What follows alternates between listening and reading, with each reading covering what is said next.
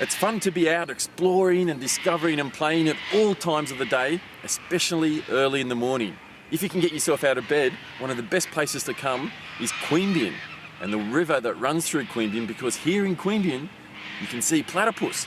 And I've brought along with me Wu O'Reilly from Waterwatch, and she's going to tell me a little bit about what we can look for here in terms of platypus. Are there really platypus here in the Queanbeyan River? It sure is, Tim. This is a very popular place for platypus. In fact, this footbridge on Isabella Bridge is one of the Platy hotspots in the region. Definitely. What you look for usually on a beautiful morning like this, we've got a beautiful still morning, no breeze about, and that's a great morning for spotting platypus, because What about all these cockatoos? Are they going to scare the platypus away? There's cockatoos everywhere. No? I imagine they're quite used to they're noisy. quite used to the cockatoos. So yeah, nice and calm, still morning. We're looking out in the water. What are we looking for? A nice, calm, still morning. We're looking for the ripple effects from the platypus. Yeah. Often when they're foraging for bugs and things on the bottom of the river, they'll create a bullseye effect on the top of the water, and sometimes some air bubbles, which people will often think is actually the air coming out of the platypus, but it's actually the air coming out of the So we look for a sign of the platypus, some sort of sign of it, rather than the actual creature itself. Do you actually get a chance to, do we get to see the creature with its bill and it swimming along, or you just see the bubbles? Well, because I've got my binoculars, I'm here to see them. It's okay, we'll see them.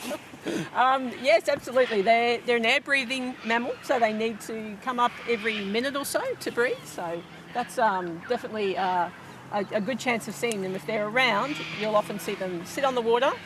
They'll have the bugs in their bill. They'll chew away for about 30 seconds or so, and then they'll dive again, and they'll forage, and then they'll come back up again and sit on top of the water for about 30 seconds and dive. That's usually the pattern. Are they really there? I can't see anything. Patience, Tim. And what about moving around? Should we get out and explore, or do we just sit in the one spot, or should we move up and down the riverbank trying to see if we can find ourselves a platypus? Well, usually what we do is we'll come to a known spot at either dawn or dusk is usually the most active times for platypus, and we can stand around. I'd give it 5 minutes or so to scan the river up and downstream. Binoculars is good to have, but really to just scan with your eyes around so you can see any movement on a lovely calm morning like this. And if you don't see any movement after a while, then we can go for a wander downstream and check out the next spot. But usually stop for about 5 minutes, have a look around, and then move on. Okay, this is first stop, 5 minutes. Give it 5 minutes. Starts now.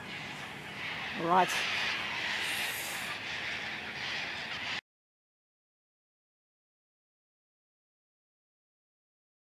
Yep. Now, I'm not sure if you just saw that, but there was a little wake, a little V of water going across the river there that suggests there was a platypus there. Was it really a platypus? Definitely a platypus. You could see, as I said, they are foraging on the ground, and then they come up to the surface and they sit there and they'll munch away at their little bugs and stuff on the water surface, and then they'll go off and dive again. And he left a lovely V-shaped wake. But these platypus, they're hard to see. Like, it's not as if you go to a zoo and there's a big tiger in front of you. You've really got to get out there and look around and try and see them. The binoculars do come in handy. They do come in handy. As I said, it's good to use just your eyes to scan the river and see if you can see that either bullseye-shaped pattern or the V-shaped wake. And then when you focus up on something you think might be a platypus, it's always good to have the binoculars then so you can focus up and have a good look. But the one we just saw, he was right here. We didn't need our binoculars. He was fantastic. What about, are we talking too loud? Should we be whispering? Should we? Well, as you can see around here, there's actually plenty of traffic and dogs and people walking and stuff. I think that might be why the platypus nicked off. I think we can... you can be reasonable. I don't think running and jumping and slashing in the water will probably help. What else might we see here if we don't just see platypus? Can we see something else? Like, I can see a couple of ducks out here. Some ducks. Are there water rats? Bunyips? Or what else might there be here? That's your department, Jim. I'm the platypus. So are there water rats?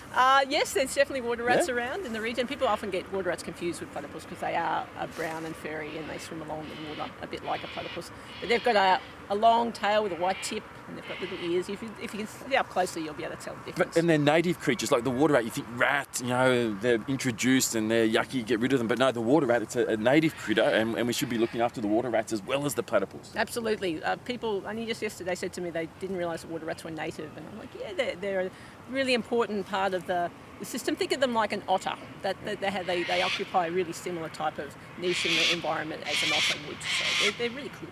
Well, you've seen one platypus so far, or we've both seen one, but you saw it first, so it's 1-0 to you, so I better keep looking.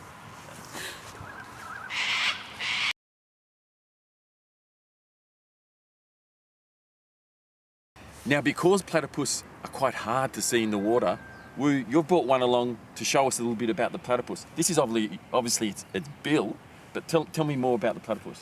Yep, well, the bill, let's start from the top to the bottom. The bill is definitely the most impressive part of the platypus, and it's got a lot of impressive features. And this is because the bill is what they use to find their food source underwater. Because their eyes and their ears, which are quite close together here, they shut those when they're underwater. So they need... I close my eyes when I swim too. But you're not looking for bugs as big, Tim. So they use this to two things. They sense the movement of the animals. They've got such sensitive bills, they can sense just the tiniest movement in a tiny insect. And it also can sense the electricity that comes off the movement of a bug. So they can use the electricity and the movement to sense exactly down to a fraction of a millimetre where the bug is in the water. It's quite an amazing tool. So they have a sixth sense. Hang on, that's not right.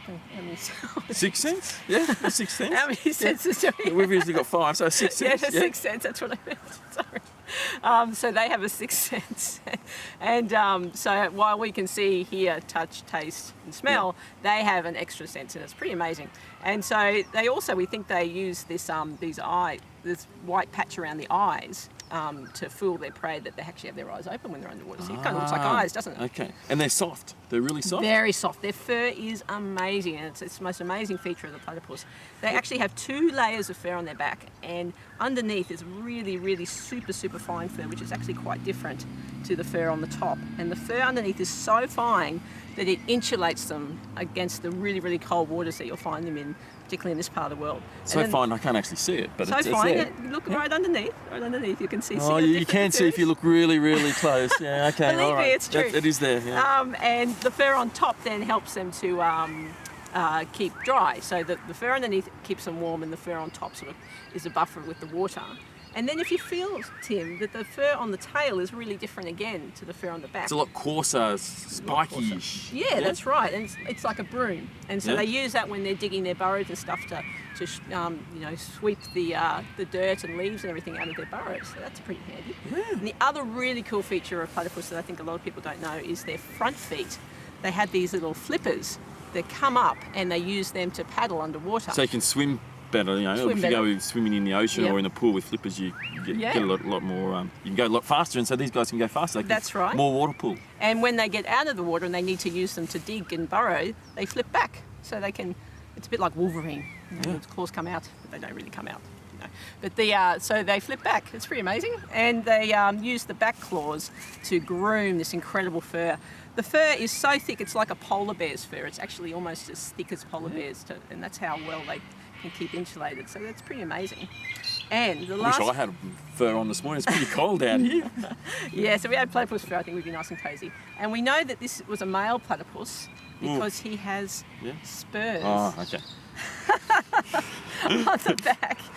Spurs, so by a spur you mean a little sharp thing here which they can attack people with? Well, they could attack if I suppose if you pick them up, but really they're for attacking other males. So they at this time of year. So they can keep their territory and say, this is mine, go away other male, I'm going to attack you with this if you come in my area. That's right, and they're poisonous, and people have no one's died from them. People have had really swollen arms and things when they've been bitten or spiked by a platypus spur. So they're an impressive little tool they've got there to defend themselves. Maybe we should go see if we can find a real one in the water again. Why not? Let's do that. What should we do with this? Should we just dangle it above and say, here, Platy, Platy, Platy, Platy, here, Platy, Platy, Platy? Is that what you do? Well, that's not usually the way we help to find platypus. You could give that a go if you like to, but I think we might pop him away in the box and use our binoculars and our eyes. There you go. Thank you.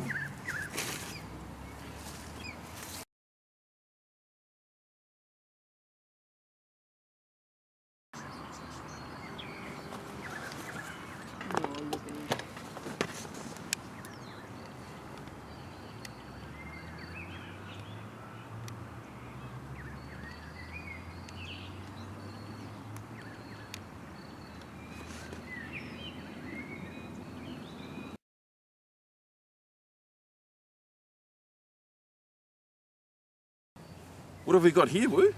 This is one of the sad things that we want to let people know when it comes to platypus, Tim. This is called a Yowie trap. An opera house net is often the term it gets because it looks Yeah, it does look a bit like an opera opera house. house. Yeah. These are sold quite cheaply in the fishing shops, but they are illegal to use in any rivers or waterways in our region.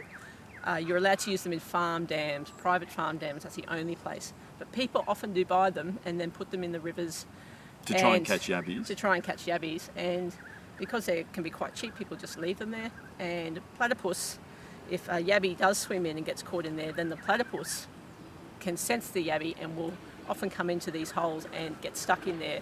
And as I said why is earlier, the platypus to eat the yabby? to eat. Well, yeah, that's right. Yeah. That can sense the movement. Okay. Yeah, and they'll try and eat the yabbies for sure. And yes, because they need to come up every minute and breathe, the platypus drowns in the water.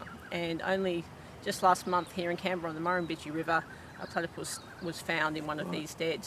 So if you see one of these, tell your mum or your dad or your teacher or... That's right. Well, if you're out exploring for platypus and you see a bottle floating on the water with a piece of string tied to it or something like that, like there's a trap set there, then we ask you to take it out of the water and call Crime Stoppers or Canberra Connect and let them know, because these are really bad for tortoises as well, not just platypus, and water rats and all sorts of endangered air-breathing animals in the water, so they're not a good thing.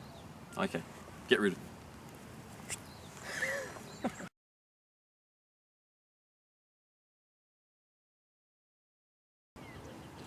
Well, we're back to where we started, Will. We've done a full walk around this part of the river, taken about an hour or so. Nice gentle walk looking out at platypus.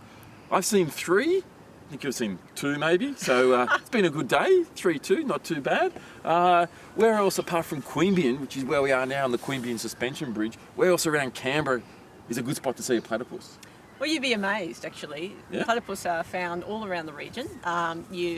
Spots on the Murrumbidgee River, like Yowie Crossing, and That's near Belconnen? Yep. near Belconnen. Point Hut Crossing down at Tuggeranong. Yep. They're all places that platypus are known to be seen. What about Lake Burley Griffin? Any there? Lake Burley Griffin, Yeah. they've been seen there. Not as common as probably somewhere like the Queanbeyan River, but they're still being found there. Jerrabomberra Creek, which runs beside Jerrabomberra Wetland and into the lake, they've been seen as recently there as last month. So they're right in the heart of Canberra.